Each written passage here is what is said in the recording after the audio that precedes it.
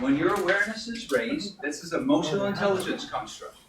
And the greatest challenge we as Americans have, or Western civilization, is that we've been conditioned to be numbed and then entertained, and then numbed and then entertained. All from outside in. Yet healing, happiness, well-being, intra and interpersonal relationships come from inside out. Therefore, when we see things that we didn't see before, we call that invisible.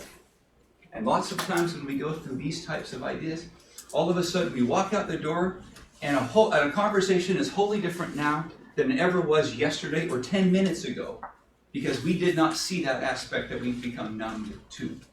So just a quick story. Christmas time always is an interesting time frame for anyone, because family gets together.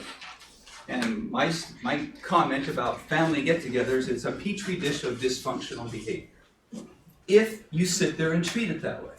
Too often we go into the families of origin and we become normed to the dysfunctions, and so we don't see them. So my daughter-in-law was with me, and she's been resistant to this type of material because, one, I'm her father-in-law. That's just the way the game played, right? But I gave her and her husband a challenge. They were going over for a New Year's Eve party, and we simply took the rules of engagement, which are right here, and they're in your books, your model books. And I said, all I want you to do is don't say a thing, but be aware. Pay attention to, is your space filled with safety, or are there these 10 areas? Do you feel free to be authentic tonight? And then do you feel heard? So we'll cover that just a little bit. Well, I just got the awareness journal yesterday. We spent about a 90-minute debrief on New Year's Eve. And she sees her family different. She sees the conversations different. Her awareness has increased. And now all of a sudden, husband and wife are talking to each other about things that they couldn't talk about before they came up to Washington because they'd get in a fight. And now all of a sudden, we can talk about something that heretofore would have fragmented us. Those of you who've been here before, you know what that means. Okay, so her awareness was raised, so she saw things she never saw before. And it doesn't mean it was easy. And it doesn't mean it was a great experience. It simply means she never saw them before. It's like waking up like Rumpelstiltskin, walking to the mirror and realizing you're now 100 years old instead of 10, 15. What an amazing experience if you can recognize something you're doing that you never knew you were doing, and the ripple effect of the impact having on other people is very paramount. But what if you never saw that? How can you change your behavior if you don't know what you're doing is having the exact opposite impact that you wanted it to have? You will also see or hear the unheard. Words, the way they say it, how they phrase the words, and then sometimes body language, just as a side note. According to all the researchers, there's 3 ways that we, especially the Western world, communicates. What are the 3 ways we communicate? Verbal, written, and body. Let me reframe the question. That's a great answer. Engineering answer. Let me just see if I can reframe it right. If I were to have a conversation with Ben, there are 3 ways that you will try to understand what I'm saying, and I will try to understand what you're saying. What are those 3 ways? Expressions. Okay, so body language. Okay? Tone. Intonation. An actual word. And the actual words. Okay. So body language, intonation, and words. On 100%, so 100% scale, how much do you think the body language would have? 80. 80? 45. 45? I know it just go off what you think it would be. 90. Would you go get him? Tell him to come in. He's standing up there freezing. We can put him right here. If everyone would just move down one, that would be great. Thank you. One chair. Just one chair. Okay? Then if we're up to from 45 to 80 on body language, what's our intonation going to be?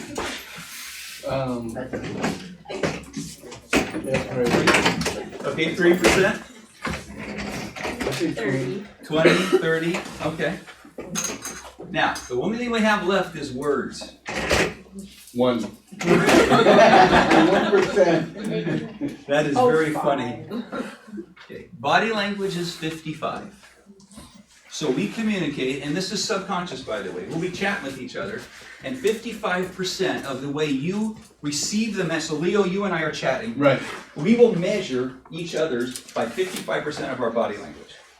Which means, if you're communicating via text, or you're on the phone, what's happening? 0. You lost 55% of the way you normally communicate, right? Because you're Wow. used to, you're conditioned to, you're normed to, Yeah. picking up 55% of, okay, am I like this, am I like this, am I like this? I once got chewed out by my boss, who was East German, because I walked around like this. And I was talking to a client like this. He lit into me, oh my goodness. I won't tell you what I said, because I ended up losing my job. Okay, 30, intonation, 38%. So I inflect up, I inflect down, I don't inflect, whatever it might be. So if you ever listen to, and I'm going to stereotype, but it's typically this way, a female communicating with a young primary age person and trying to get a point across, how does she normally intone her voice? Hi, right? Have you heard humans talk to dogs? Okay. I'm sorry, it's embarrassing. It just is. Watching a human talk sing-songy to a dog as though the dog's actually understanding like a 4-year-old would understand is just hilarious. But we all do it, including yours truly. And I don't like it when I talk to a dog that way, because I feel really stupid when I'm aware of what I'm doing. Okay, now 55% body language, 38% intonation, leaves 7% for words. And just imagine that. One of the greatest discoveries of mankind is the alphabet. And we use 7% of the way we communicate just listening to your words. That's why someone can say, Brian, I'm sorry. And someone can say, no, you're not. You don't really mean that. You don't sound like you're really sorry. And you don't look it either. How many of us have done that or experienced that? Don't raise a rhetorical question. Isn't that amazing? So Dr. Gottman and Dr. Lund, years and years ago, took this research and they said, what can we do with this? How can we improve our abilities to communicate? And I actually heard this straight from Dr. Lund. They said they could communicate effectively 98.5% of the time. So I'm going to stop real quick before I finish it with another story. I do this game. It's called There's Not Enough Ice Cream. It's about a 2.5-hour game. It's intense. There's usually tears shed, lots of laughter, and the whole purpose of the evening is for someone to stand here and say, there is not enough ice cream, and for those who are listening to determine what the emotion is. So I just eliminated 55, no body language. You have to stand here. You can only intone, and you're saying the exact same words each time. There is not enough ice cream. And there's 12 emotions to choose from. And you sitting there will miss it more than 50% of the time. It is an absolute controlled scenario. In other words, what I'm suggesting is that if you have children, co-workers, or friends, significant others, or spouses, you will probably miscommunicate more than 50% of the time on a day-to-day basis if you use intonation and body language as part of your repertoire. Because Dr. Lund and Dr. Gottman discovered that you will be correct 98.5% of the time if you only use words. And the time you will be wrong is because you will interpret the words differently. It will be a semantic misunderstanding. So in our home, if you were to be a bug on the wall and watch my wife and I have an argument, which we do have, they're most enjoyable. I highly recommend having them like we do. But when we really get intense, one of us two will simply look at the other and say, just listen to my words, don't read my body language, and don't go by intonation. This is what my words said. This is what I want them to mean. Nothing more than that. And if you know what you're doing, if you're doing this with each other and you both agree to communicate with words, it just eliminates all the emotion. Because I will go, no, that's not what you meant. Rich, just the word. so what you're saying, Sherry, is, yeah, no way. It can't be. Because of my immaculate perception, I will try to distort her because I have a belief bias that she has to offend me. And right now, I need my drugs to be offended, don't I? How many of us have absolutely sabotaged a conversation or a relationship because we have to be drugged with our sabotaging mechanisms? All right. Is that why my favorite communications mechanism is the written word? It's safer, right? Except if you're having an argument. How many of you have solved an argument by texting? That's a disaster. Why? Why is texting a disaster? You It's- put Because your if you- bias If you don't into it. punctuate correctly, they don't Not know the right it's emoji? It's not right, you don't use the right emoji. Auto- It's not like communicating, interpret they're it. texting. Autocorrect ruins it. Oh yeah, I had a really doozy the other day. My wife was trying to do that with Siri. She ended up F-bombing my son. Serious, my son will not erase it. Just get rid of that. My wife has never said that word to my knowledge in her life. Okay, so it comes out that way. Siri interprets it. My son gets it. She goes, "Mom, I'm saving this." You know how parents will save pictures compromising their children? He's got my wife. Oh yeah. All right. Well, the reason why it's so difficult is because, let's say I know you fairly good, or even if I don't, and you text me a message, will I not install my own emoticon, emotions, intonations inside the text based upon what my belief bias is? Oh, yes. That's why texting is so challenging. Written word can work if you have if the person who's reading it will simply read it for the words themselves.